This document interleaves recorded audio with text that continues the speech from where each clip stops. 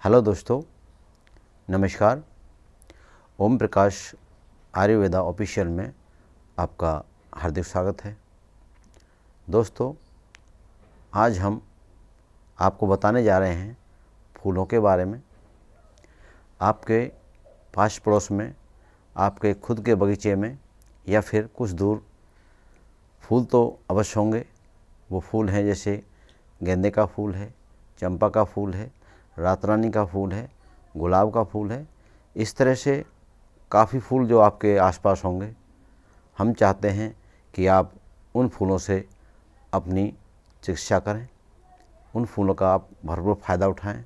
तो दोस्तों, अब हम आपको बता रहे हैं विस्तार से कि फूलों से किस तरह से आप अपनी बीमारियां दूर कर सकते हैं। तो दोस्तों, इससे पहले आप हमें लाइक करें। यदि आप चैनल पर नए हैं तो चैनल को सब्सक्राइब करें, और यदि भी कोई आपको अपना सुझाव या शिकायत देना चाहते हैं तो आप हमें अवश्य कमेंट करें। तो दोस्तों, अब हम आपको बता रहे हैं कि कौन से फूल से आप अपनी किस बीमारी को दूर कर सकते हैं। तो दोस्तों, सबसे पहले हम आपको बता रहे हैं गुलाब के फूल के बारे में, क्योंकि गुलाब का फूल अक्सर हर जगह मिलता है। दोस्तों, इसकी पंखुड़ियों को यदि आप निकालें और मुरब्बा बनाएं तो उस मुरब्बे से आपको हृदय के अंदर होने वाली जलन से राहत मिलती है। दोस्तों, गर्मी को दूर करने का ये बहुत अच्छा उपाय है। आप गुलाब की पंखुड़ियों से आप ये मुरब्बा, जिसको कि गुलकंद कहा जाता है, आप घर पर भी तैयार करके इन पंखुड़ियों का भरपूर फ़ायदा उठा सकते हैं। दोस्तों, दूसरा फूल है कमल का। जैसे आप गुलाब की पंखुड़ियों से गुलकंद बनाते हैं, ऐसे ही कमल के फूल की पंखुड़ियों का गुलकंद तैयार किया जाता है। दोस्तों, ये कमल का फूल का जो गुलकंद होता है वो हमें कब्ज जैसे भयंकर बीमारी से दूर रखता है। तो जब आप कमल के फूल को खोल करके उसकी पंखुड़ियों को अलग करोगे तो आपको उसमें हरे हरे रंग के कुछ दाने से मिलेंगे, जिनको यदि आप तवे पर भूनें या कढ़ाई में भूनोगे तो उससे आप देखोगे कि आपके सामने मखाने तैयार मिलेंगे। जो मखाने होते हैं वो कमल के फूल के अंदर पाए जाने वाले दाने होते हैं, जो फूल करके इतना बड़ा हो जाते हैं।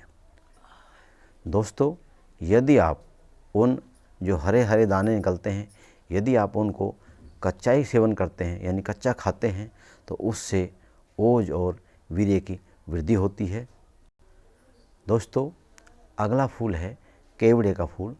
केवड़े का फूल जो बहुत ही महत्वपूर्ण और बहुत मनमोहक सुगंधीय होता है, कस्तूरी जैसी इसकी सुगंध होती है। आप यदि इसके फूलों का तेल निकालें तो तेल ये सर दर्द और गठिया जैसी भयंकर बीमारी को भी दूर करता है। दोस्तों, अब हम आपको बता रहे हैं चंपा के फूलों के बारे में। चंपा के फूलों की पंखुड़ियों को यदि आप पीस करके या रगड़ करके यदि कुष्ठ रोगी के कुष्ठ के छालों पर लगाते हैं तो वो बहुत जल्दी ठीक हो जाते हैं। दोस्तों, चंपा के फूलों का यदि आप सुखा करके चूर्ण बनाते हैं और उसका सेवन करते हैं तो आपकी खुजली जैसी बीमारी भी ठीक हो जाती है। दोस्तों, अब हम आपको बता रहे हैं गेंदा का फूल। गेंदा का फूल अपने आप में एक अजीब शक्ति लिए होता है।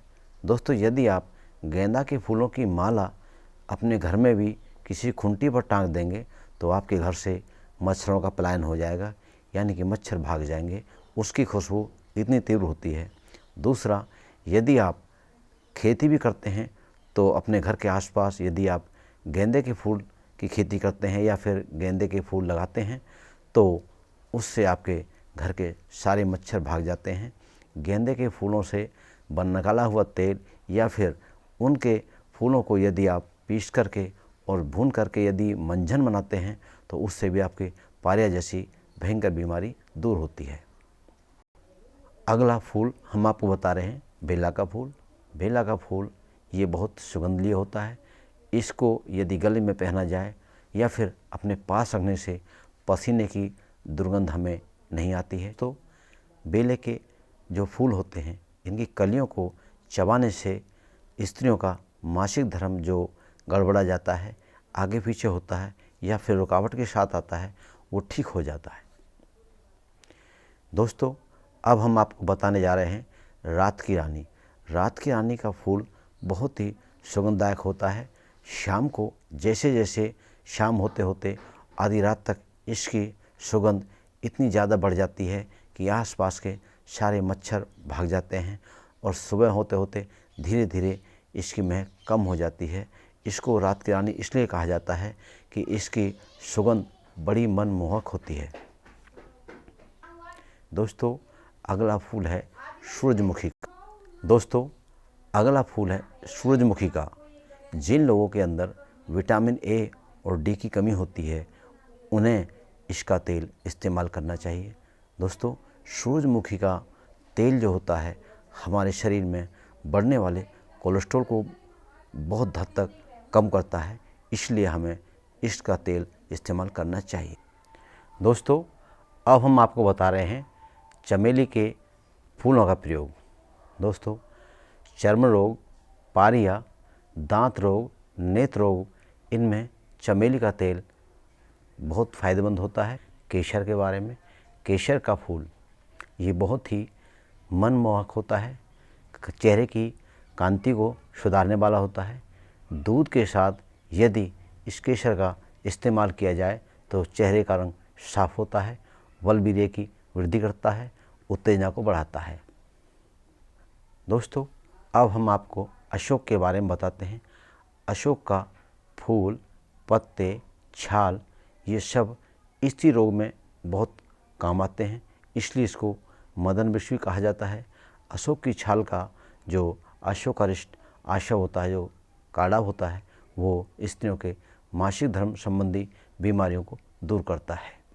दोस्तों, अब हम आपको बता रहे हैं ढाक के बारे में, यानी ढाक जिसको फलाश भी कहते हैं। इसका जो फूल होता है वो बहुत ही देखने में सुंदर होता है। इसके फूल को यदि 50 ग्राम की मात्रा में पानी में उबालकर पेड़ों पर बांध करके रखा जाए तो पेड़ों के दर्द जैसी, पेड़ों में जो दर्द होता है स्त्रियों के लिए बहुत ही फ़ायदेमंद होता है। इससे कई बार पथरी के रोग में भी फ़ायदा मिलता है। अब हम बताते हैं आपको शंखपुष्प के बारे में। शंखपुष्पी जिसके फूल, पत्ते और डंडी यानी ये सब चीज़ काम की हैं। दोस्तों, यदि आप इनको शहद के साथ मिला करके यानी एक तरह से रस्सा बना करके यदि आप इसका इस्तेमाल करते हैं तो ये मस्तिष्क रोग यानी दिमाग की कमजोरी को दूर करता है। खास करके विद्यार्थियों के लिए तो ये बहुत ही अच्छी चीज़ है। दोस्तों, अब हम आपको बता रहे हैं बबूल का फूल, यानी जिसको देसी कीकर कहा जाता है, उसको बबूल कहते हैं। यदि आप उसके फूलों को पानी के साथ पीस करके सर पे लगाते हैं तो सर दर्द सही होता है। दोस्तों, मुंह के अंदर पारिया जैसा बीमारी होती है, यदि आप इनके फूलों का पानी में घोल करके और मंजन करें या कुल्ला करें तो आपके पारिया जैसी बीमारियां दूर हो सकती हैं। दोस्तों, ये तो हमने आपको कुछ फूलों के बारे में बताया। फूल तो काफ़ी हैं, लेकिन वीडियो लंबा ज़्यादा ना हो इसलिए हम आपको अगली वीडियो में बाकी बचे हुए फूलों के बारे में बताएंगे। आपको फूलों की दी हुई जानकारी कैसी लगी दोस्तों, आप हमें शेयर करें, अपने दोस्तों को बताएं, और यदि आपको वीडियो अच्छी लगी है तो हमें लाइक करें। चैनल पे यदि आप नए हैं तो चैनल को सब्सक्राइब करें, और यदि आपको कोई इन फूलों के संबंध में कोई जानकारी या सुझाव देना चाहते हैं तो आप हमें स्क्रीन पर नंबर दिया हुआ है, आप उससे हमें अपनी जानकारी हमें दे सकते हैं। हम आपकी दी हुई जानकारी और सुझाव का हार्दिक स्वागत करते हैं। नमस्कार।